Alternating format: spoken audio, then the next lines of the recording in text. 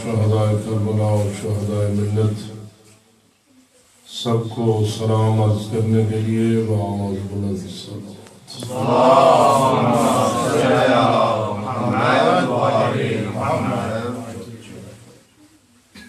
عزاداری مظلوم کربلا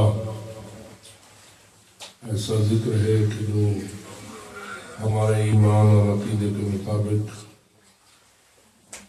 حاجات کی برابری اور مشکلات کی مشکل کشائی کا وسیلہ ہوتا ہے۔ جتنے اہل ایمان حاجت مند ہیں سب کی حاجت روائی کے لیے، جو مریض اور بیمار ہیں سب کی شفا یابی کے لیے، جن کی جھولیاں اولاد سے خالی ہیں ان کی آبادی کے لیے، جو کسی بھی مشکل کا شکار ہیں سب کی مشکل کشائی کے لیے بآواز بلند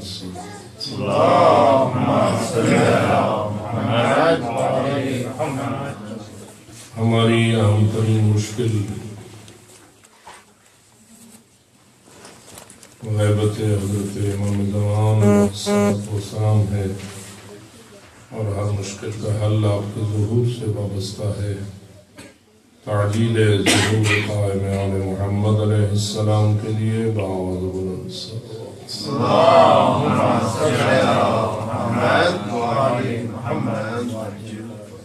ماشاء اللہ لا حول ولا قوة الا باللہ العلی العظیم۔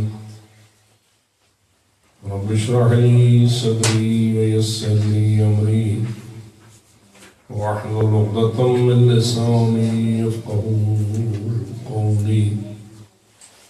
أعوذ بالله من الشيطان اللعين الرجيم، بسم الله الرحمن الرحيم، الحمد لله رب العالمين، والصلاة والسلام على أشرف الأنبياء والمرسلين، سيدنا ونبينا وشفيع ذنوبنا وطبيب قلوبنا ومولانا أبي القاسم محمد، اللهم صل على محمد وآل محمد، والصلاة والسلام على أهل بيته الطيبين الطاهرين المعصومين الغر الميامين المنتجبين المكرمين، الذين قال الله تعالى في حقهم إنما يريد الله ليذهب عنكم الرجس أهل البيت ويطهركم تطهيرا۔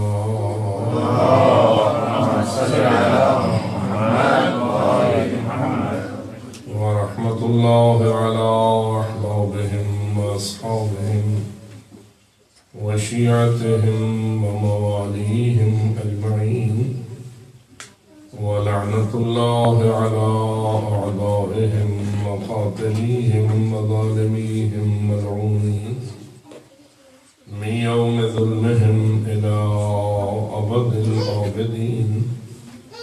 أما بعد فقد قال الله تبارك وتعالى في كتابه المبين وخطابه المتين، بسم الله الرحمن الرحيم، ولتكن منكم أمة يدعون إلى الخير ويأمرون بالمعروف وينهون عن المنكر وأولئك هم المفلحون۔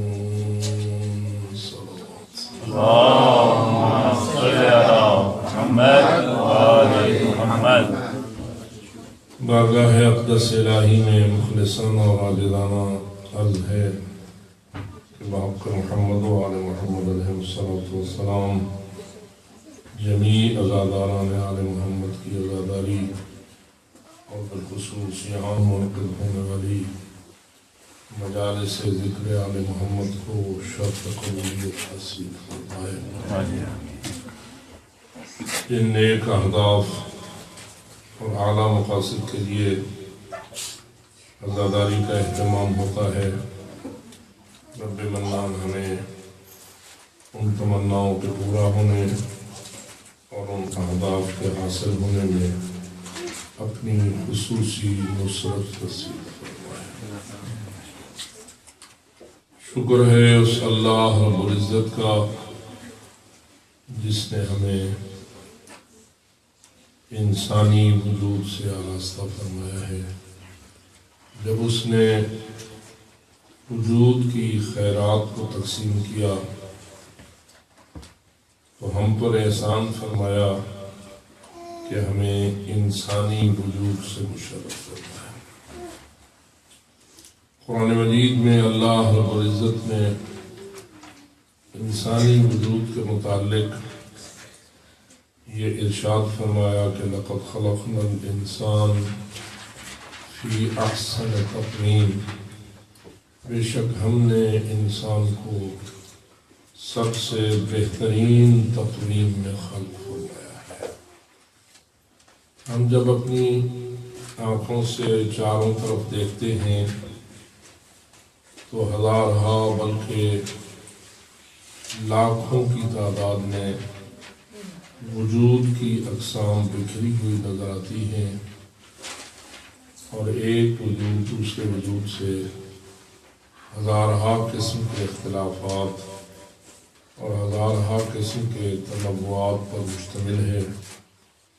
لیکن کس قدر احسان ہے اس رب العزت کا کہ جس نے ہمیں انسانی وجود سے آراستہ فرمایا ہے۔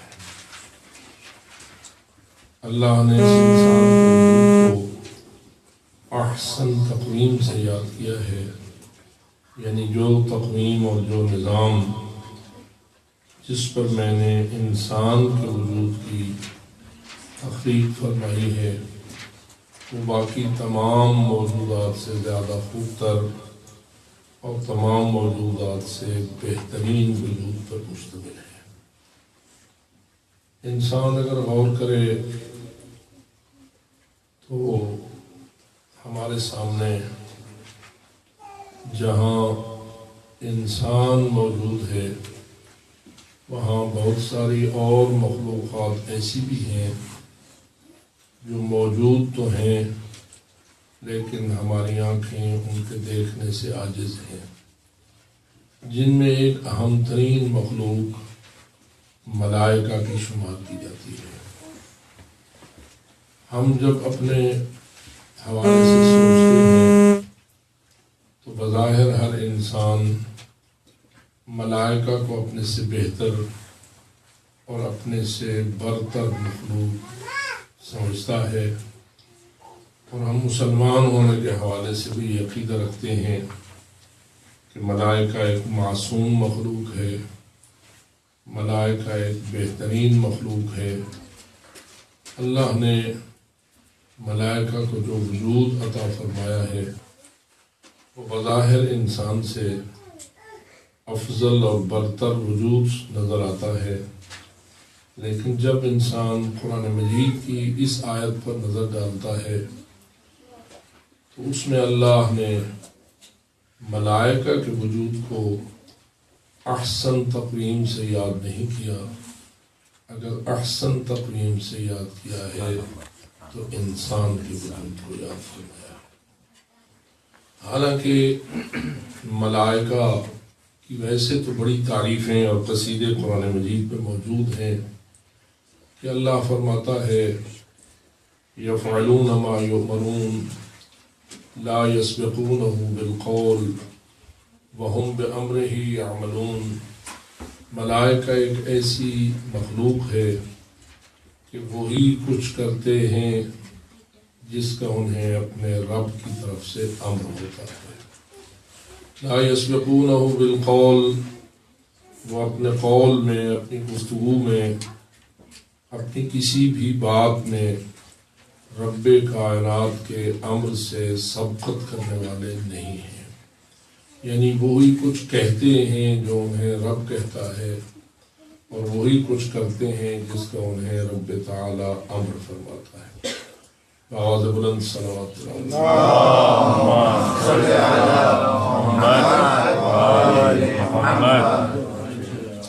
وَهُمْ بِأَمْرِهِ يَعْمَلُونَ، اور وہ ہمیشہ اللہ کے امر کے مطابق عمل کرتے ہیں، اور یہی ہمارا ایمان ہے، یہی ہمارا عقیدہ ہے۔ اس لیے ہم بحیثیت ایک مسلمان اور مومن کے ملائکہ کی عصمت کے قائل ہیں، ملائکہ کے ہر گناہ سے پاک ہونے کے قائل ہیں، اور ملائکہ کے بارے میں یہی ایمان رکھتے ہیں کہ وہ کبھی بھی کوئی بات اور کبھی بھی کوئی عمل امر الہی سے ہٹ کر نہیں کرتے۔ تو پھر یہ سوال ضرور اٹھتا ہے کہ انہیں احسن تقویم سے کیوں یاد نہیں کیا گیا، انسان کو احسن تقویم سے کیوں یاد کیا گیا ہے؟ خالق کائنات ہی وہ ذات اقدس ہے جس نے ملائکہ کو بھی وجود عطا فرمایا، اور ملائکہ کی تقویم اور ملائکہ کا نظام بھی اللہ نے بنایا، انسان کو بھی اللہ نے وجود عطا فرمایا، اور انسان کی تقویم کی ساخت بھی رب العزت نے خود فرمائی۔ تو پھر وہ کون سا نقطہ ہے کہ جس کی وجہ سے انسان کو تو احسن تقویم پر مشتمل کہا گیا ہے، اور ملائکہ کو معصوم ہونے کے باوجود، ہر قسم کی مخالفت اور گناہ سے پاک ہونے کے باوجود احسن تقویم سے یاد نہیں کیا گیا؟ یہ سوال میرے خیال میں خاصا اہم بھی ہے، اور اس پر سوچنا ہماری ہی ذمہ داری ہے، اس لیے کہ اللہ نے سوچنے کی صلاحیت سے ہمیں ہی نوازا ہے۔ عقل و فکر کا نور انسان ہی کو عطا فرمایا ہے، اور انسان ہی ایک ایسی مخلوق ہے جو ترقی کی طرف گامزن ہوتا ہے، ہمیشہ بلندیوں کے سفر کے لائق رہتا ہے، اور جس صلاحیت سے اللہ نے انسان کو نوازا ہے، وہ صلاحیت ہمیں ملائکہ کے متعلق بھی سوچنا ہوگی، کیا انہیں بھی عطا فرمائی ہے یا عطا نہیں فرمائی ہے۔ ملائکہ کے متعلق ہم یہ نہیں کہہ سکتے کہ ان میں بھی ترقی کا عمل جاری ہے، وہ زیرو سے شروع کرتے ہیں اور بلند پروازیاں کرتے ہوئے بلند سے بلند تر چلے جاتے ہیں۔ مثلا حضرت جبرائیل امین نے کیا جو مقام بلند ان کے پاس موجود ہے، اور جس بلندی پر وہ ملائکہ میں سید الملائکہ ہونے کے حوالے سے فائز ہیں، جیسا کہ آپ سب حضرات جانتے ہیں کہ 4 ملائکہ کو تمام ملائکہ کے سادات قرار دیا گیا ہے، اور ان 4 میں سے پھر سب کا سردار جبرائیل امین کو قرار دیا گیا ہے۔ حضرت جبرائیل، حضرت میکائیل، حضرت اسرافیل اور حضرت عزرائیل، ان سب پر بآواز بلند صلوات۔ اللہم صلی علی محمد و آل محمد۔ امید ہے کہ آپ نے حضرت عزرائیل پر بھی اسی خلوص کے ساتھ صلوات پڑھی ہوگی جس خلوص کے ساتھ آپ نے باقی ملائکہ کے متعلق صلوات تلاوت فرمائی ہے۔ اور اب تو میرے خیال میں آپ خصوصی توجہ کے ساتھ ایک مرتبہ فقط حضرت عزرائیل کو صلوات پیش فرمائی ہے۔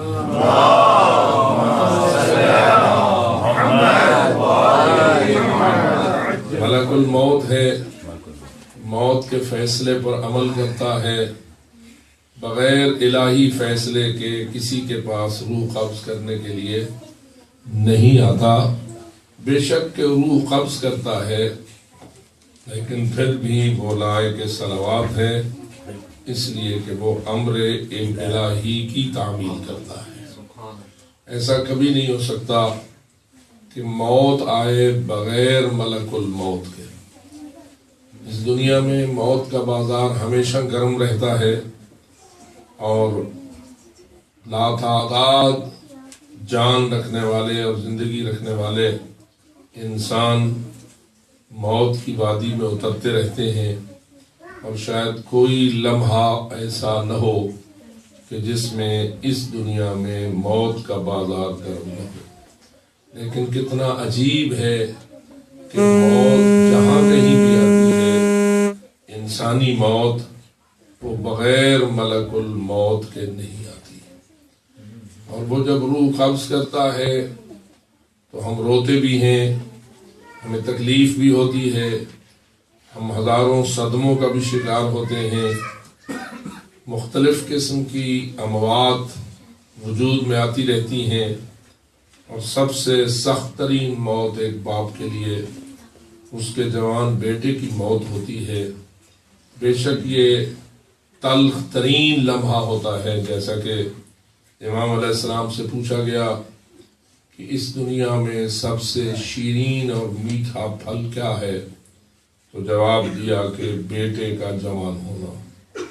اور پھر پوچھا گیا کہ سب سے کڑوا اور تلخ ترین ذائقہ کیا ہے، تو فرمایا جوان بیٹے کا فوت ہو جانا. یقیناً یہ سخت ترین مرحلہ ہوتا ہے، لیکن اس کے باوجود اس ملک الموت پر ہمیں کوئی ناراضگی اور ناراحتی نہیں ہے اور نہ ہونی چاہیے، کہ جو اس قسم کی موت کو بھی وارد کرنے میں دخیل ہوتا ہے. اور اس کی بنیاد یہی ہے کہ اگر ملک الموت اپنی مرضی سے سب کچھ کرتا ہوتا اور اپنے اختیار سے ہی ان افعال کو انجام دیتا، تو پھر شاید ہم اس پہ کوئی اعتراض بھی کرتے، اس پہ ناراحت بھی ہوتے، اس پہ ناراض بھی ہوتے. جیسا کہ اس قاتل پہ ناراض ہوتے ہیں کہ جو بے گناہ کسی کو قتل کر دیتا ہے، تو ہم ملک الموت پہ بھی ایسی ناراضگی کا اظہار کرتے. لیکن ہم تو ملک الموت کو لائق صلوات سمجھتے ہیں.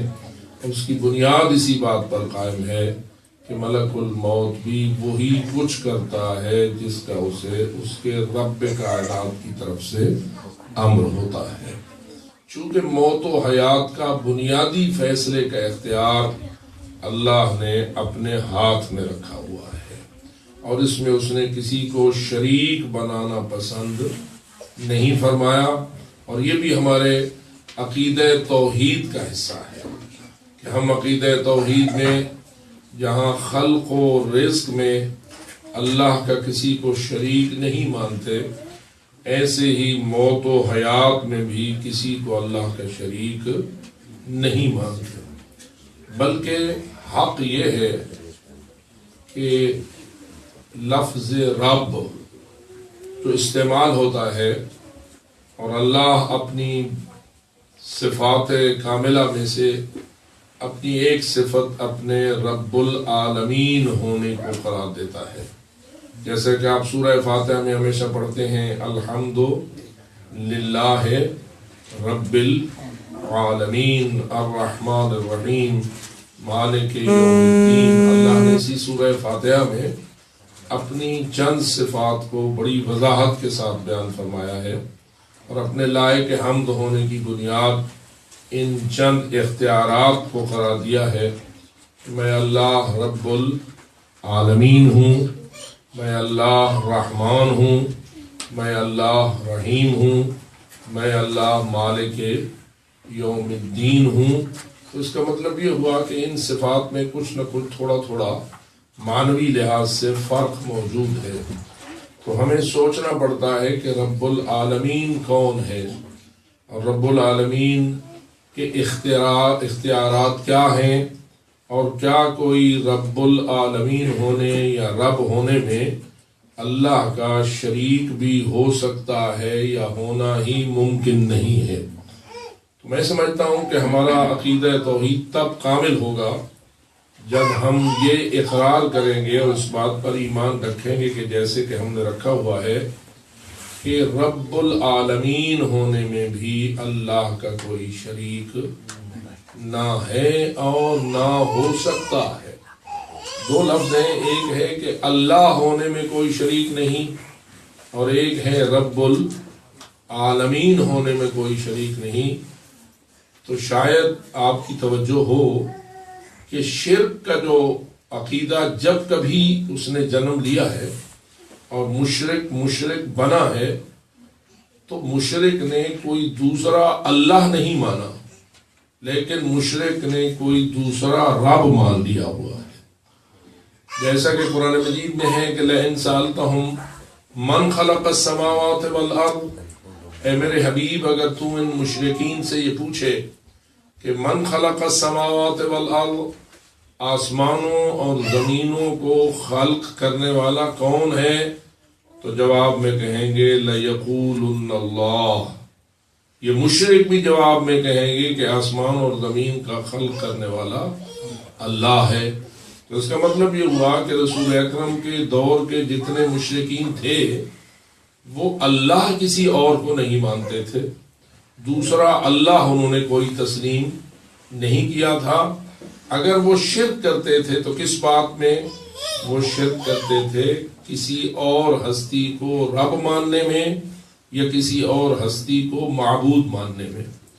اور معبود کیوں مان لیتے تھے جبکہ اللہ تو وحدہ لا شریک مانتے تھے، اللہ کے وجود کے قائل تھے، لیکن کسی اور کی عبادت اللہ کے ساتھ کیوں کرتے تھے؟ تو اس کا جواب بھی یہ ہے کہ چونکہ وہ دوسروں کو رب مانتے تھے اور جس کو رب مانتے تھے اسے لائق عبادت سمجھتے تھے، اور اس لیے وہ اسے معبود بھی مان لیتے تھے. تو پہلی بات، کسی کو رب ماننا ہے.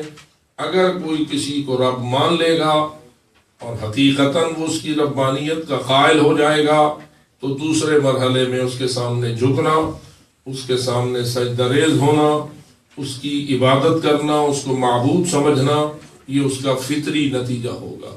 تو اصل مسئلہ رب ہونے میں ہے کہ رب کوئی اللہ کے علاوہ ہے یا نہیں، ہو سکتا ہے یا نہیں. تو میں سمجھتا ہوں کہ ہے یا نہیں کا جواب بھی نہیں ہے اور ہو سکتا ہے کا جواب بھی نہیں ہے. اگر کوئی یہ مان لے کہ ہو تو سکتا ہے لیکن ہے نہیں، تو اگلے مرحلے میں پھر جس کو وہ ہو سکتا ہے کہتا ہے پھر اسے وہ ہے کی شکل بھی اختیار کر دیتا ہے. تو اس لیے ہمیں پہلے اس نقطے پہ غور کرنا چاہیے.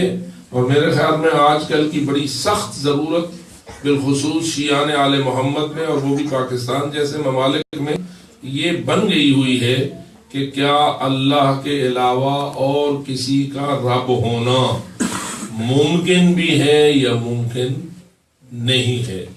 تو جواب میرے خیال میں صحیح یہی ہے اور قرآنی جواب بھی یہی ہے. اہل بیت اعظام علیہم الصلاۃ والسلام کا جواب بھی یہی ہے. محمد و آل محمد علیہم الصلاۃ والسلام کی تعلیمات کا جواب بھی یہی ہے کہ اللہ کے علاوہ کسی اور کا رب ہونا ہی ممکن نہیں ہے اور کوئی رب ہو سکتا ہی نہیں ہے. باواز بلند صلوات پڑھ لیں.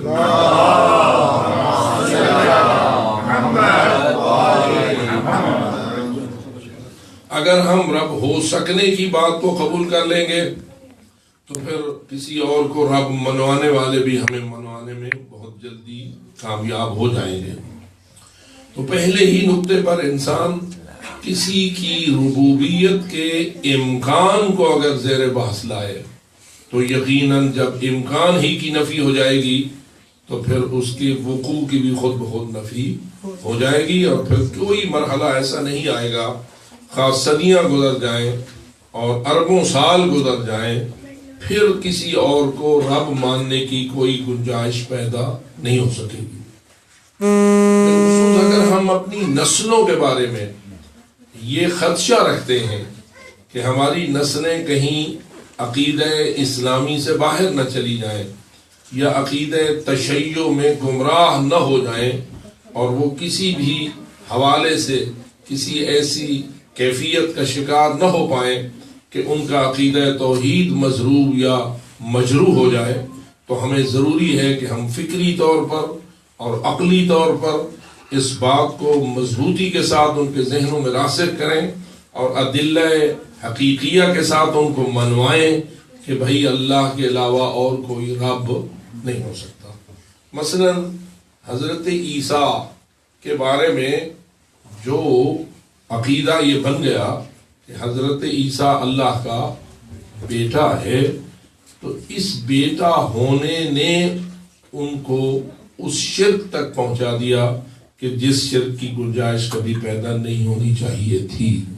اور وہ کیوں کہ انہوں نے حضرت عیسیٰ کے بارے میں اس قسم کے اختیارات مان لیے کہ جن اختیارات کے بعد انہیں رب ماننا اور اللہ کا بیٹا ماننا بھی آسان ہو گیا اور اللہ کی طرح لائق عبادت ماننا بھی آسان ہو گیا۔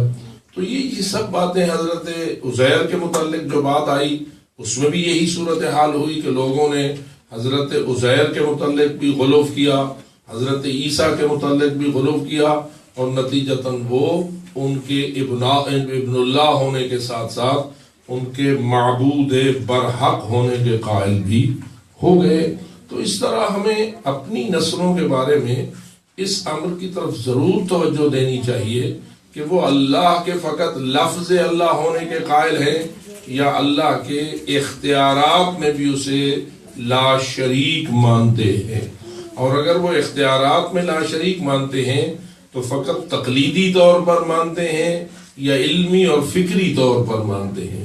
کیا اس لیے وہ شریک نہیں مانتے کہ میرے ابا جان شریک نہیں مانتے؟ کیا اس لیے وہ شریک نہیں مانتے کہ میرا خاندان ان کا شرک کا قائل نہیں ہے؟ تو اگر فقط اپنے آباء و اجداد کی تقلید میں وہ لوگ شرک کے منکر رہیں گے تو عین ممکن ہے کہ کبھی مسئلہ ایسا آ جائے کہ تقلید والا جو علم ہوتا ہے وہ کمزور ہوتا ہے۔ ہمارے علماء یہ کہتے ہیں کہ تقلید والا علم تشکیک کو قبول کرتا ہے، یعنی جب انسان تقلید کی بنیاد پر یقین رکھے ہوئے ہو تو کوئی شک ڈالنے والا آ کر اس علم میں شک ڈال سکتا ہے، اور جب وہ شک ڈالتا ہے اور یہ اس کا کوئی جواب اسے نہیں دے سکتا تو پھر اس کے عقیدے میں شک پیدا ہو جاتا ہے، اور جب عقیدے میں شک پیدا ہو تو وہ عقیدہ رہتا ہی نہیں، اس لیے کہ عقیدہ اس یقین کا نام ہے کہ جس میں شک کی کوئی گنجائش نہ ہو سکے۔ تو ہم جیسے کہ مثلا علماء بزرگان کی تقلید کرتے ہیں تو ان کے فتاویٰ پر ہمیں یقین تو ہوتا ہے، لیکن جب کبھی کوئی قابل ترین عالم آ کر اس فتوے میں شک ڈالے اور کہے کہ یہ کمزور ہو سکتا ہے تو یقیناً آپ حضرات ایک مقلد کی تقلید کو چھوڑ کر، ایک مقلد کی تقلید کو چھوڑ کر دوسرے ایسے مقلد کی تقلید میں بھی چلے جاتے ہیں کہ جو اس کے فتوے سے اختلاف کرتا ہوتا ہے، اور آپ اس وقت کوئی اس میں اچنبھا محسوس نہیں کرتے۔ کیوں؟ اس لیے کہ ہو سکتا ہے وہ غلط ہو اور ہو سکتا ہے یہ صحیح ہو سکتا ہے یہ غلط ہو اور ہو سکتا ہے وہ صحیح ہو۔ چونکہ صحیح و غلط میں گنجائش موجود ہوتی ہے تو اس کو عقیدہ نہیں کہتے، اس کو ایمان بے ایمانہ نہیں کہتے کہ وہ کبھی شک کو قبول نہ کرے۔ علم تقلیدی شک کو قبول کرتا ہے، لیکن جو علم یقینی ہوتا ہے وہ شک کو قبول نہیں کرتا۔ تو اس لیے ہمیں اپنے عقائد میں اس یقین پر فائز ہونا پڑتا ہے کہ جو کسی مشکک کے شک ڈالنے سے شک کا شکار نہ ہونے پائے۔ تو اس لیے ہم آئیے غور کریں، کیا اللہ کا رب ہونا یقینی ہے یا تقلیدی ہے؟ اور ماضی میں حضرت آدم سے لے کے رسول اکرم صلی اللہ علیہ وآلہ وسلم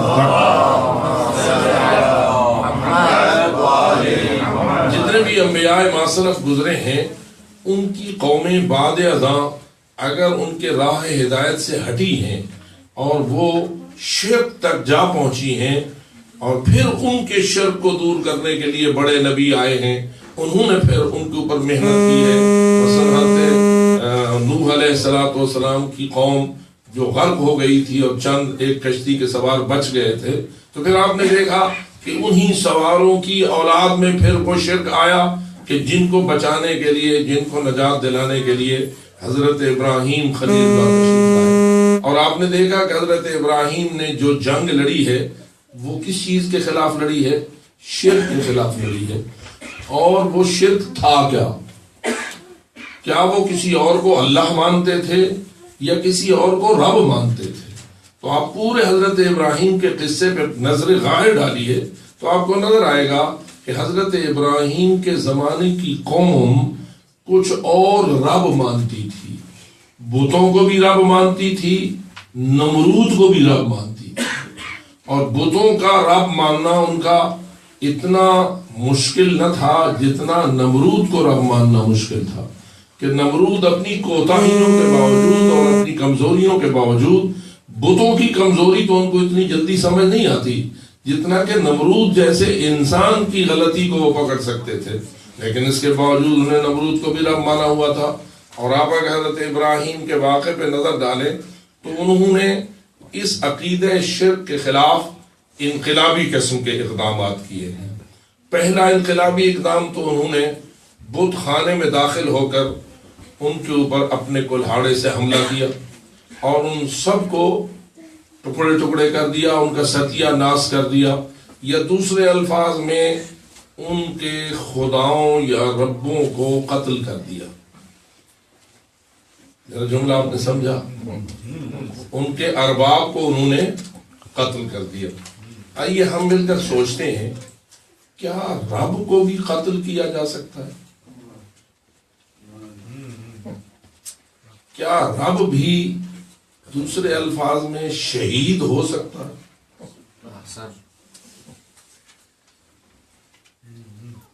جو طرف نکتہ ہے یہ، ٹھیک ہے کہانی ہوتی ہے لیکن اس میں جو حقائق ہوتے ہیں ان پہ ذرا گہری نظر ڈالنا چاہیے۔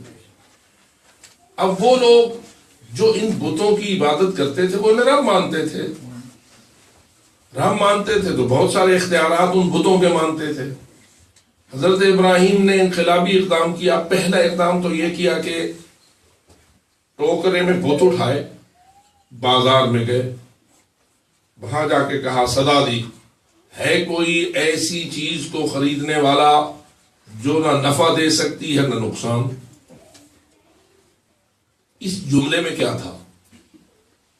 ان لوگوں کو متوجہ کرنا تھا جن چیزوں کو تم رب مانتے ہو نہ ان کا کوئی نفع ہے اور نہ ان کا کوئی نقصان ہے، یہ بے اختیار چیزیں ہیں اور تم انہیں اپنا رب مانتے ہو۔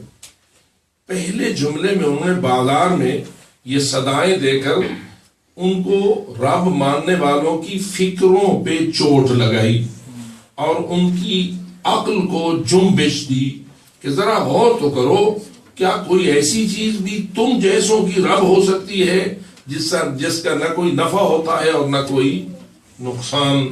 اور اس کے بعد جب وہ اچھی طرح کئی دنوں یا کئی مہینوں تک یہ چیز ان کے ذہنوں میں راسخ کرتے رہے، اگرچہ کہ وہ نفرت بھی کرتے ہوں گے اور مانتے نہیں ہوں گے حضرت ابراہیم کی بات کو، لیکن پھر بھی ان کے اندر ایک چور پیدا ہو جاتا تھا۔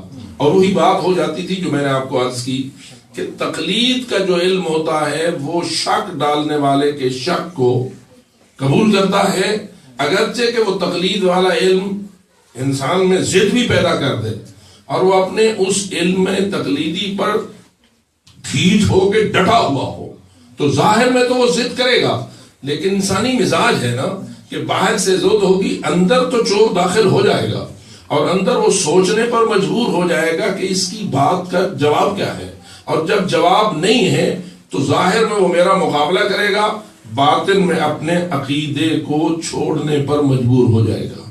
اور یہی صورتحال حضرت ابراہیم نے پیدا کی کہ ان کے اندر یہ سوال پیدا کیا، 1 دن 2 دن 10 دن 20 دن سوالات پیدا ہوتے گئے۔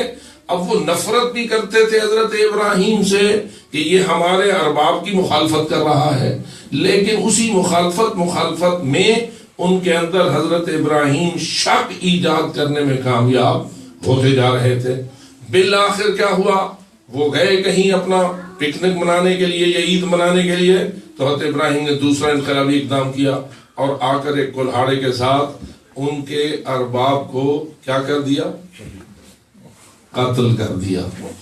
ان کے ارباب کو ان کے خیال میں شہید کر دیا۔ اب حضرت ابراہیم نے اس سے کیا فائدہ اٹھایا؟ فائدہ یہ اٹھایا، اور یہ بھی اس میں ایک عجیب انہوں نے راستہ اختیار کیا کہ کلہاڑے کو ان کے بڑے بت کے کندھے پہ رکھ دیا کہ اب ان کے ذہن میں یہ سوال پیدا ہو کہ اگر یہ قتل ہوئے ہیں تو جو بڑے صاحب ہیں وہ تو موجود کھڑے ہوئے ہیں، وہ تو بتائیں نا کہ میرے چھوٹوں کا قاتل کون ہے۔ جب وہ اتنا نہیں بتا سکتے کہ قاتل کون ہے تو یہ کیسا رب ہے کہ جس کے سامنے اتنا بڑا بحران قائم ہوا ہے اور اتنا بڑا طوفان کھڑا ہوا ہے اور وہ بتا ہی نہیں سکتا کہ کس نے یہ اقدام کیا ہے. اور یہ بھی کہ کیا اس بڑے نے خود یہ اقدام کیا ہے؟ تو وہ تو خود مانتے ہیں کہ بڑا یہ اقدام کر نہیں سکتا. اب بڑا اقدام نہیں کر سکتا، جس نے کیا ہے وہ کوئی غیر ہے، وہ غیر کون ہے یہ بڑا بتا نہیں سکتا. اس بہت بڑے سوال کو جنم دیا حضرت ابراہیم نے اس اقدام کے ساتھ. اب یہاں آ کر ان کی تقلید کا علم اور بڑے شک کا شکار ہوا. اگرچہ کہ انہوں نے کہا کہ جس نے قتل کیا ہے وہ بڑا مجرم ہے، بڑا یہ ہے، بڑا وہ ہے، پکڑو اس کو.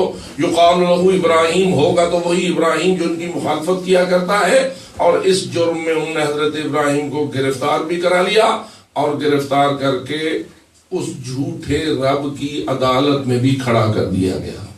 اب وہ بڑے رب صاحب جو چکر باز قسم کے رب تھے اور فراڈیے قسم کے رب بنے ہوئے تھے اور انہیں ان ساری قوم کو تباہ کیا ہوا تھا، اس کی بارگاہ میں حضرت ابراہیم مجرم بن کے یا ملزم بن کے پہنچ گئے. اور حضرت ابراہیم چاہتے یہی تھے کہ جب میں وہاں جاؤں گا اور میرا کیس لگے گا، اور آپ خود اس سے آگاہ ہیں حضرت ابراہیم کا نمرود کی کچہری میں یا نمرود کے کٹہرے میں کھڑا ہونا یہ ایک انفرادی مجرم کا کیس تھا یا ایک قومی مجرم کا کیس تھا؟ ایک کیس ہوتا ہے انفرادی جس کو سننے کے لیے آتے ہیں وہی لوگ کہ جو اس خاندان سے یا اس فرد سے دلچسپی رکھتے ہیں. لیکن اگر ایک قومی مجرم پکڑا جائے اور اس پر کیس چلے تو پھر پوری قوم اس کیس پر متوجہ ہوتی ہے اور اس کو سننے اور اس کے منظر کو دیکھنے کے لیے اکٹھی ہوتی ہے.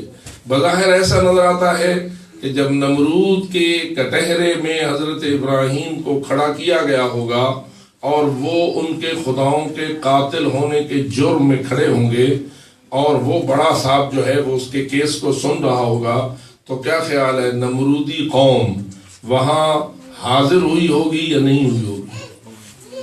پورا دربار بھرا ہوا ہوگا، اس لیے کہ ہمارے خداؤں کا قاتل پوری قوم کا مجرم ہے. جیسا کہ فرض کیجئے کہ بابری مسجد کو گرایا گیا تو پوری امت مسلمہ نے ان گرانے والوں کو پوری قوم اسلامی کا مجرم سمجھا یا فقط ایک فرد کا مجرم سمجھا؟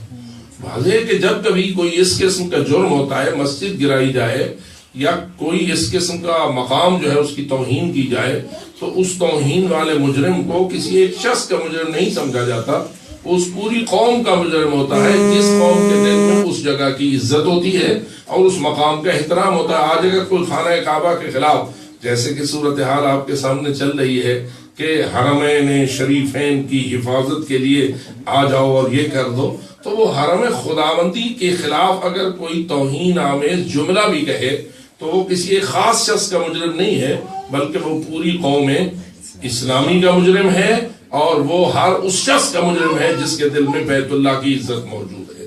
تو اسی طرح ابراہیم کو پوری قوم کے مجرم تھے اور وہاں کٹہرے میں کھڑے تھے. اب آئیے ذرا دیکھیے کہ حضرت ابراہیم نے وہاں مسئلہ ربوبیت پہ کیا انداز اپنایا. حضرت ابراہیم کا عقیدہ یہ تھا کہ اللہ رب العالمین ہے، نمرود کا عقیدہ یہ تھا کہ میں رب العالمین ہوں. وہاں مکالمہ ہوا، کہا کون ہے رب العالمین؟ نمرود نے کہا رب العالمین کون ہوتا ہے؟ وہ تو میں ہی جو کچھ ہوں. رب العالمین کون ہوتا ہے؟ اب ذرا تھوڑی سی توجہ کیجئے. حضرت ابراہیم نے پہلے دلیل یہ دی اور تعارف اس طرح کروایا کہ رب وہ ہوتا ہے جو یحیی و یمیت. رب کی نشانی کیا ہے یا رب کی خاصیت کیا ہے یا رب کا تعارف کیا ہے؟ یحیی و یمیت. وہی زندگی دیتا ہے اور وہی موت دیتا ہے. یہ ہے حضرت ابراہیم کا عقیدہ. ہمارا عقیدہ بھی یہی ہونا چاہیے، یہ کچھ فرق ہونا چاہیے؟ ہم بھی اسی دین پر ہیں جس پہ حضرت ابراہیم تھے یا ہمارا دین کوئی اور ہے؟ فَاتَّبِعْ مِلَّةَ إِبْرَاهِيمَ حَنِيفًا. اللہ حکم دیتا ہے اے میرے محمد تو بھی اس نظریے میں حضرت ابراہیم کے پیچھے چل کہ یہ عقیدہ پاکیزہ عقیدہ ہے. یہ ملت حنیف ہے، یعنی یہ نظریہ انتہائی پاکیزہ نظریہ ہے اور اس میں کسی قسم کی کوئی جھول موجود نہیں ہے. تو حضرت ابراہیم کا عقیدہ یہ تھا ربی الذی یحیی و یمیت، میرا رب وہ ہے جو حیات بھی دیتا ہے اور موت بھی دیتا ہے. تو ہم امت اسلامی کا عقیدہ کیا ہوگا؟ موت دینے والا بھی اللہ اور زندگی دینے والا بھی. ذرا تھوڑا سا توجہ کیجئے کہ اس عقیدے کو حضرت ابراہیم نے اس انداز سے بیان کیا. نمرود نے ایک چکر چلایا. انسان کے پاس ایک شیطانی حربہ یہ ہے کہ وہ مغالطے والے فن کو استعمال کرتا ہے اور مغالطہ دے کر اپنے سامع کو پھنسا دیتا ہے، اور جو سمجھدار ہوتا ہے وہ اس کے جال سے نکل جاتا ہے، اور جو کمزور سمجھ کا بندہ ہوتا ہے وہ اس کے جال میں پھنس جاتا ہے. اس وقت تمام فرق اسلامی جو ایک دوسرے کے مقابلے میں کھڑے ہیں، ان میں فن مغالطہ بہت زیادہ کام کر رہا ہے.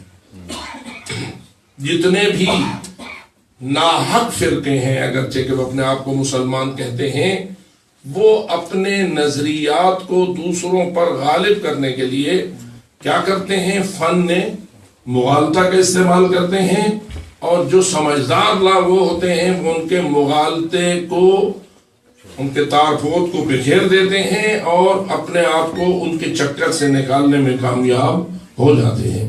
لیکن جو مغالطے میں پھنس جاتے ہیں اور اس کا کوئی جواب نہیں دے سکتے اور اس کو حل نہیں کر سکتے، وہ مغالطے کی وجہ سے اسی عقیدے کا شکار ہو جاتے ہیں جس عقیدے کا مغالطہ دیا گیا ہوتا ہے. اگر آپ سمجھ رہے ہیں انشاءاللہ تو صلوات تلاوت فرمائیں.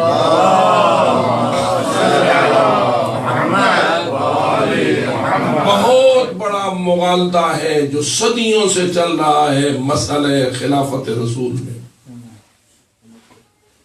کتنے ارب ہاں لوگ ہیں جو پھنسے ہوئے ہیں اس مغالطے میں اور نکل نہیں پا رہے ہیں. حتیٰ کہ جن ائمہ نے حضرت امام جعفر صادق علیہ الصلوۃ والسلام کے مقابلے میں اپنے مسلکوں کو تشکیل کیا تھا، ان میں سے ایک شخصیت کو امام اعظم کہا جاتا ہے. اور آپ اگر ذرا تھوڑی سی توجہ کریں، بتائیے کہ اس وقت تک امام اعظم کی فکر کی تقلید کرنے والوں کی تعداد کتنی رہی ہوگی؟ ان گزشتہ 12-13 صدیوں میں امام اعظم کے ماننے والے زیادہ رہے یا امام جعفر صادق علیہ السلام کے ماننے والے زیادہ رہے؟ میرا سوال آپ نے سمجھا؟ امام اعظم کو تو آپ سمجھ لیں، اس امام اعظم کو ماننے والوں کی تعداد زیادہ رہی یا امام صادق علیہ السلام کے ماننے والوں کی تعداد زیادہ؟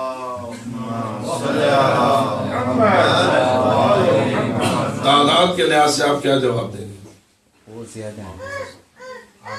وہ زیادہ رہی اور آج بھی زیادہ ہے.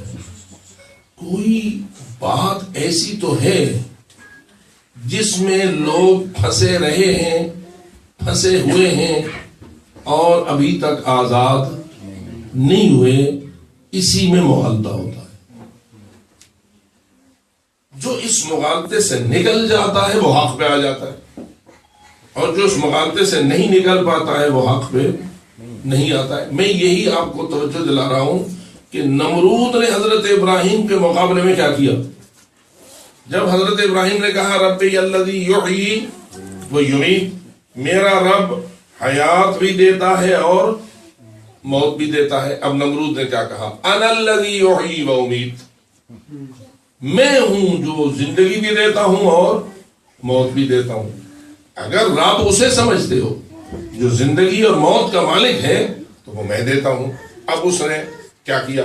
اب سب اس بات کی طرف متوجہ ہیں.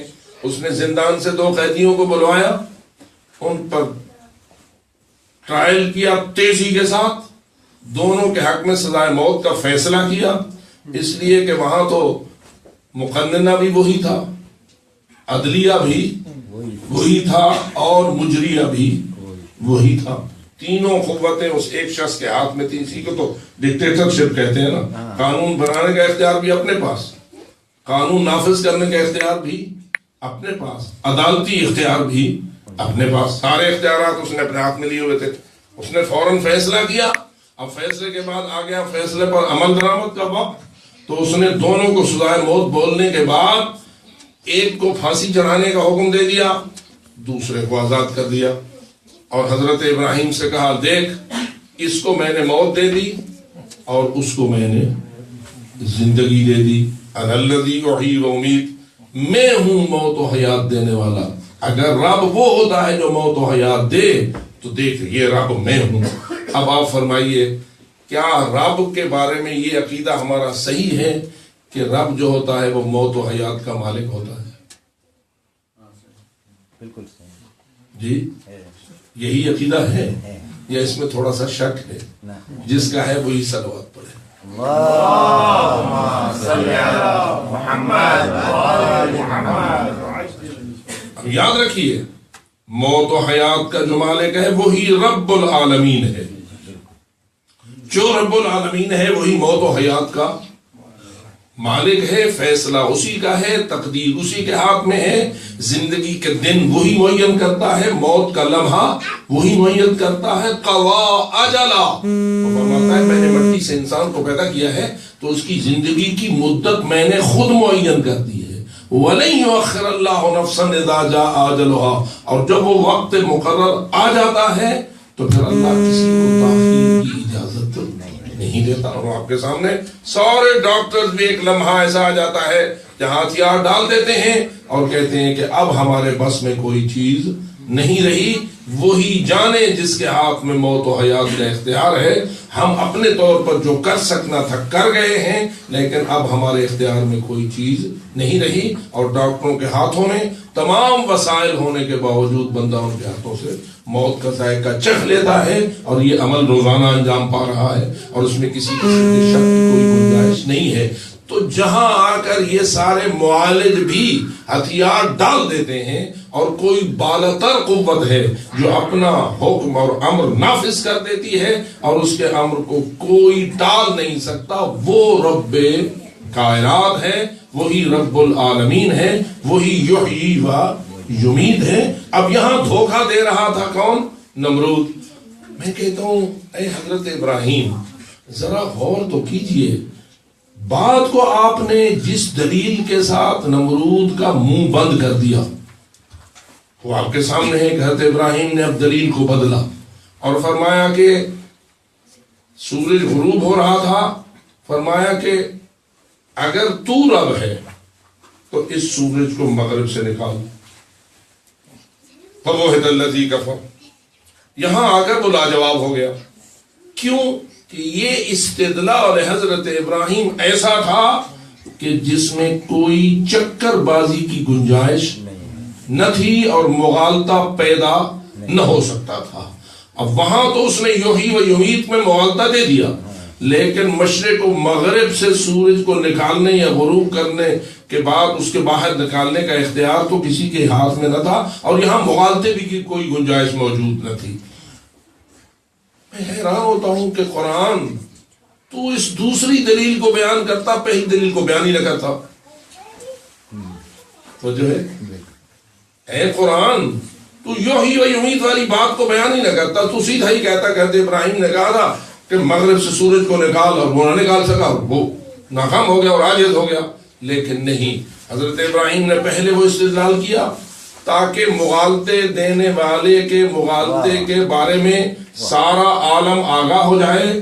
جو کھڑے ہیں میں سمجھتا ہوں کچھ منظر ایسا بنا ہوگا کہ جب نمرود نے ایک کو پھانسی پہ چڑھایا ہوگا, دوسرے کو آزاد کر دیا ہوگا اور کہا ہوگا کہ دیکھ میں نے موت و حیات کا مسئلہ اپنے اختیار میں لیا ہوا ہے اور میں یہ سب کچھ کرتا ہوں, تو اس وقت جتنی قوم جمع ہوگی انہوں نے نمرود کے حق میں تالیاں بجائی ہوگی یا نہیں؟ بالکل.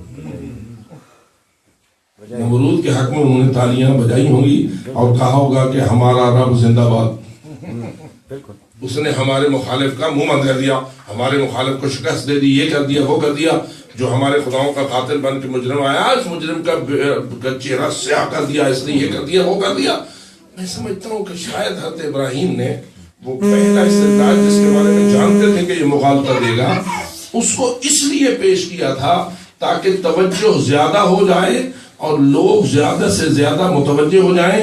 جب میں دوسری دلیل دے کے اس جھوٹے رب کا منہ بند کروں گا تو اب ان کے پاس کوئی گنجائش نہ رہے گی. اور یہ ایسا ہی ہوا، اور نتیجہ یہ نکلا کہ جب دوسری دلیل حضرت ابراہیم نے دی تو اس سے نمرود کا منہ ہمیشہ کے لیے بند ہو گیا، اور جو جھوٹ کا اس نے ایک پلندہ بنایا ہوا تھا اس کا تار بہت بکھر گیا، اور اب کوئی چیز اس کے دامن میں نہ رہی. اب پوچھتا ہوں اس کے عوام جو اس کو رب مانتے تھے وہ آ کر یہاں صحیح حقیقت سے آگاہ ہو گئے یا نہ ہو گئے؟ انہیں رب کی صحیح شناس ہوئی یا نہ ہوئی؟ رب کے مسئلے میں وہ آگاہ ہوئے یا نہ ہوئے کہ سچا رب وہ ہوتا ہے جو موت و حیات کا بھی مالک ہوتا ہے اور جو سورج کے طلوع و غروب کا بھی مالک ہوتا ہے. لیکن کیا وہ مان گئے؟ نمرود یا نمرود کی قوم مان گئی؟ نہ، الٹا حضرت ابراہیم کو آگ میں جلانے کا فیصلہ کیا. لیکن کیا حضرت ابراہیم کو کوئی کامیابی ہوئی یا نہ ہوئی؟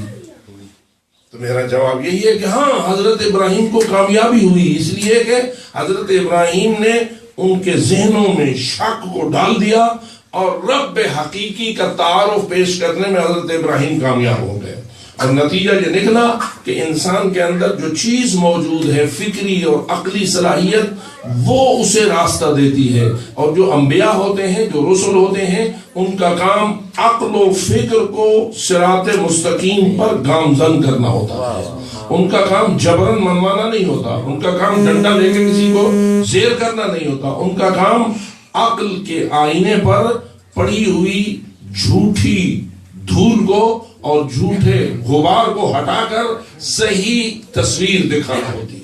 اور یہ کام انبیاء ہمیشہ کرنے میں کامیاب ہوئے ہیں. اس کے بعد کوئی تسلیم کرے یا نہ کرے یہ انبیاء کی ذمہ داری نہیں ہے. ہدیناہ النجدین اما شاکرا و اما کفورا. حق اور باطل کے دونوں رستوں کو روشن کر دینا اور حق کے حق ہونے کو ظاہر کر دینا، باطل کے باطل ہونے کو روشن کر دینا، یہ انبیاء کی ذمہ داری ہوتی ہے. جس کو کہ معصومین نے کہا ہے کہ حجتیں دو قسم کی ہیں، ایک حجت ظاہری، ایک حجت باطنی.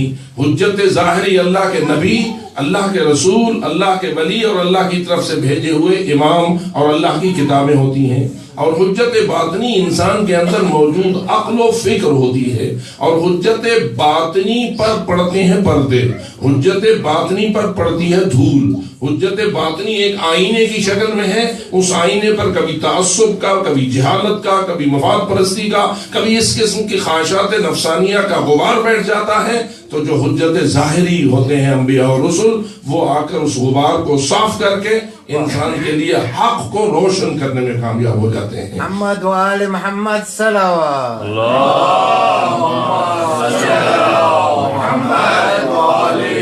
اس لیے عزیزان گرامی قدر انبیاء کی کوششوں کو سمجھنا چاہیے. فقط قصے دہرانے سے کام نہیں ہوتا جب تک کہ ان قصوں کے اندر جو نور ہدایت موجود ہے اس کو ڈھونڈ نکالنے میں انسان کامیاب نہ ہو جائے. اور یہ چکر فقط ان زمانوں میں نہیں چلائے گئے، آج بھی چلائے جا رہے ہیں، اور جب تک شیطان ہے یہ چکر چلائے جاتے رہیں گے.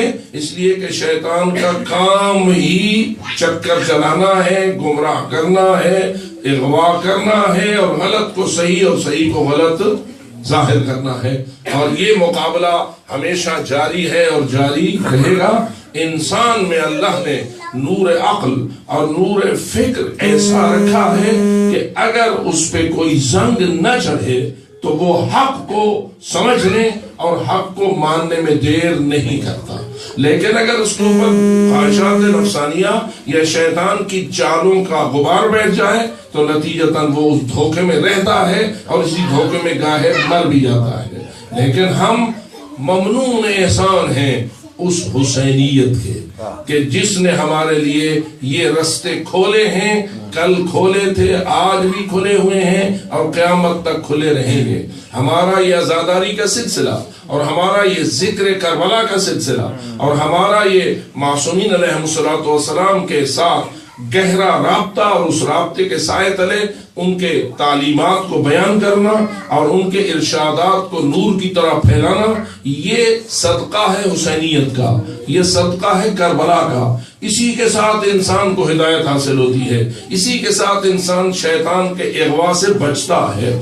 فقط واقعہ ایسا نہیں ہے کہ جس میں خون بہایا گیا اور ہم نے آنسو بہائے، بے شک عبادت ہے آنسو بہانا، فطرت بشر ہے مظلوم کے حق میں رونا، لیکن اس کے باوجود اصل ہدف کیا ہے؟ اصل ہدایت کے نور کو روشن کرنا ہے اور گمراہی سے نسلوں کو نکالنا اور بچانا ہے۔ اور ہم ممنون ہیں، بلکہ اقرار کرتے ہیں اس بات کا کہ اے زہرا کے لال، تو نے وہ کر دکھایا کہ جسے بہت بڑے علمی دنیا کے لوگ بھی نہ کر سکے، اور وہ تو نے اس انداز سے اپنی شہادتوں کو پیش کیا اور اپنے مصائب کو نبھایا کہ جس کے نتیجے میں ان مصائب کے بیان کے سائے تلے حق کا احقاق ہوتا ہے اور باطل کا ابطال ہوتا ہے۔ آئیے بس دو چار جملے ہی عرض کرتا ہوں۔ کتنا بڑا ظلم کیا تھا ابن زیاد نے کہ جب اس نے حضرت زینب کبریٰ سلام اللہ علیہا کو رسیوں میں باندھ کر اپنے دربار میں قیدی بنا کے پیش کیا تھا۔ یہ تو ایک ظلم تھا ہی کہ جو ظلم جسمانی ظلم تھا، جس سے حضرت زینب کبریٰ اور ان کے ساتھ والی بیویوں کو اذیت ہو رہی تھی، ان کی توہین ہو رہی تھی، ان کی اہانت ہو رہی تھی، انہیں اہانت کے کوڑے برسائے جا رہے تھے۔ لیکن اس سے بڑا ظلم اس نے اس وقت کیا جب اس نے بی بی کو خطاب کر کے یہ جملہ کہا، الحمدللہ الذی فضحکم، حمد ہے اس اللہ کی جس نے تمہیں قتل کیا، تمہیں رسوا کیا اور تمہارے جھوٹ کا پردہ چاک کیا۔ میں یہ سمجھتا ہوں یہ فقط بی بی کو مخاطب نہ کیا گیا تھا، بلکہ پورے خاندان آل محمد کو خطاب کیا گیا تھا کہ تمہارا جو خانوادہ ہے انہوں نے کیا کیا ہے، انہوں نے جھوٹ کو پھیلایا ہے، اور اب تمہارے اللہ نے تمہارا پردہ جھوٹ کا چاک کر دیا ہے، تمہیں قتل بھی کر دیا ہے، تمہیں رسوا بھی کر دیا ہے۔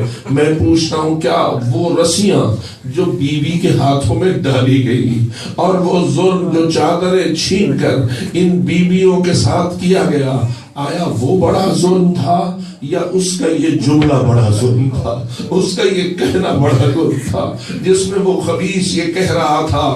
ایک تو اللہ کی طرف منسوب کر رہا تھا امام مظلوم اور شہدائے کربلا کے قتل کو، اور دوسرا اس خاندان کی ذلت و توہین والی اقدامات کو بھی وہ رب کائنات کی طرف منسوب کر رہا تھا، اور پھر ساتھ یہ کہہ رہا تھا کہ یہ جو کچھ تم نے دین بنایا ہے، جو قرآن پہنچایا ہے، جو حق بیان کیا ہے، یہ سارا جھوٹ کا بلندہ ہے، اور اللہ نے تمہیں قتل کر کے اس جھوٹ کا پردہ چاک کر دیا ہے۔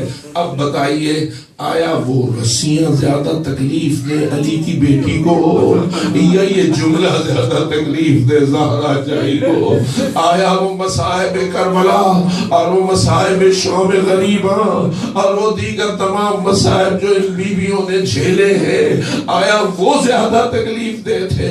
یہ جملے جو خبیث کہہ رہا تھا یہ زیادہ تکلیف دے تھا؟ یہی وجہ ہے میرے عزیز دوستو، اگر بچایا ہے دختر زہرا نے تو حق کو اس طرح بچایا ہے کہ جواب میں یہ جملہ کہا ہے کہ نہیں، میرے بھائیوں کو لوگوں نے قتل کیا ہے، میرے بھائیوں کو لوگوں نے شہید کیا ہے۔ وہ اللہ کی طرف منسوب کر رہا تھا اور وہ قاتلوں کی طرف منسوب کر رہی تھی، اور یہی وجہ ہے عزادارو، ایک طرف ہے خیر و شر کا اللہ کی طرف نسبت دینا، اور ایک طرف ہے خیر و شر کا انسان کے اپنے اعمال میں شامل ہونا۔ نیکی کرتا ہے تو خود، برائی کرتا ہے تو خود، قتل کرتا ہے تو خود، ظلم کرتا ہے انسان تو خود، اور اس سے بڑا ظلم یہ ہوتا ہے کہ قاتل اپنے قتل کو اللہ کی طرف منسوب کرتا ہے، ظالم اپنے ظلم کو اللہ کی طرف منسوب کرتا ہے۔ معلوم ہوتا ہے اسی وقت نظریاتی جنگ بھی ہو رہی تھی اور جسمانی جنگ بھی ہو رہی تھی۔ اذیتوں میں تھے رسول کے خاندان کے افراد، دکھوں میں پس رہی تھی رسول کی بیٹیاں، لیکن اس سے زیادہ انہیں دکھی کیا جا رہا تھا ان باتوں کے ساتھ جو کبھی ابن زیاد کرتا تھا، کبھی یزید کرتا تھا اور کبھی یزیدی لوگ کرتے تھے۔ لیکن آؤ دیکھو اس مظلومیت کے تذکرے نے اور اس حسینیت کی عزاداری نے آج ہمارے سامنے حق کو حق بنا کے پیش کر دیا ہے اور باطل کے بطلان کو روشن کر دیا ہے۔ یہی وہ مجالس کا فائدہ ہے اور یہی اس عزاداری کا معجزہ ہے کہ جس نے ہمیشہ کے حکمرانوں کے تمام منصوبوں کو ناکام کر دیا، یزید کے سارے ظلم کو ناکام کر دیا۔ زندہ ہوئی تو حسین اور ان کے خاندان کی مظلومیت زندہ رہی۔ اس لیے ہم اس تذکرہ مظلومیت خاندان آل محمد کو اپنا مذہبی، ایمانی اور اخلاقی فریضہ سمجھتے ہیں۔ اس فریضے کی ادائیگی میں ہمیں کسی سستی کو روا نہیں سمجھنا چاہیے اور کسی اور چیز کو بھی درمیان میں دخیل نہیں کرنا چاہیے۔ ہمیں حق کے بیان کرنے سے عشق ہونا چاہیے اور باطل کو رد کرنے سے محبت ہونی چاہیے۔ نہ مجمع کی کثرت چاہیے، نہ لوگوں کی واہ واہ چاہیے، نہ کسی اور چیز کی تمنا چاہیے۔ حق کو حق بیان کیا جائے، خاص سننے والا ایک ہی کیوں نہ ہو۔ جیسے کہ نماز با جماعت میں ایک امام کے پیچھے ایک معموم کا ہونا نماز کو با جماعت بنا دیتا ہے، ایسے ہی مجلس حسین میں بھی سننے والوں کی تعداد قلیل ہو یا کثیر ہو، ہمیں اپنے حق کو بیان کرنے میں کوئی کسی قسم کی سستی کا مظاہرہ نہیں کرنا چاہیے۔ اللہ سے دعا کرتا ہوں کہ خداوند منان ہمیں احقاق حق اور ابطال باطل کے لیے حسینیت کو زندہ رکھنے کی توفیق عطا فرمائے کہ اسی سے یزیدیت پہ موت چاہتی ہے اور اسی سے یزیدیت کو شکست ملتی ہے۔ وآخر دعوانا ان الحمدللہ رب العالمین، الا لعنت اللہ علی القوم الظالمین وسیعلم الذین ظلموا ای منقلب ینقلبون۔ آپ سب حضرات سے التماس ہے ایک سورہ فاتحہ اور 3 مرتبہ سورہ توحید کے ساتھ اس وقت تک جتنے بھی فوت ہوئے عزاداران اس دنیا سے روانہ ہوئے سب کی ارواح طیبہ تک ایصال سلام۔ بسم اللہ الرحمن الرحیم۔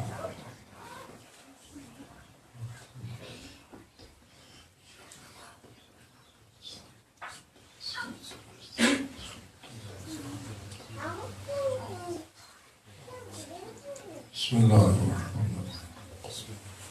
اللہم صل علی بسم اللہ الرحمن الرحیم۔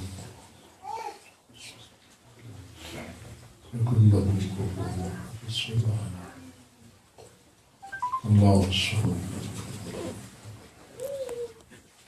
خداوندہ اس طرح اور اس مجلس کا جو ثواب ارواح طیبہ انبیاء و مرسلین و شہداء و صدیقین کی خدمت میں ہدیہ ہونے کے بعد تمام اہل ایمان جو اس دنیا سے ایمان پر روانہ ہوئے سب کی روحوں کو نصیب خداوندان پر اپنی رحمتوں کا نزول فرما، انہیں راہ حسین پر گامزن رہنے کا صحیح اجر نصیب فرما۔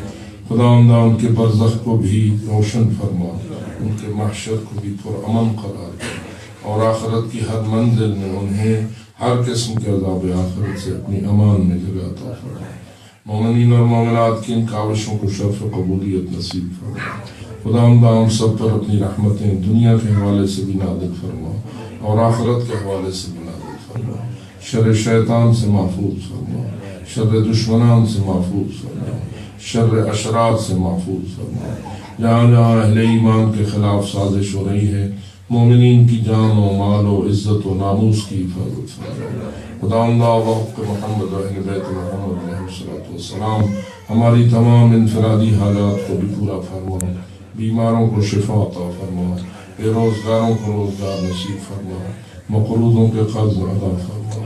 خداوندہ جس نے بھی ہمارے ذمہ اپنی دعا لگائی ہے اس کی دعا کو تو جانتا ہے، قبول اور منظور فرما، اس کی مشکل کو آسان فرما، دنیاوی مشکلیں بھی آسان فرما، اخروی مشکلیں بھی آسان فرما۔ علماء حق کا سایہ ہمارے سروں پہ دراز فرما، رہبر امت اور قائد ملت کو اپنی تعلیمات سے مالا مال فرما، مراج اعظام کا سایہ رحمت ہمارے لیے محفوظ فرما، ان کی خدمات اور حسنات کو قبول اور منظور فرما۔ اس سلسلے خیر کو ہمیشہ کے لیے جاری اور ساری رکھنے کی ہمیں توفیق نصیب فرما. ہمارے مولا کا ظہور جلد فرما.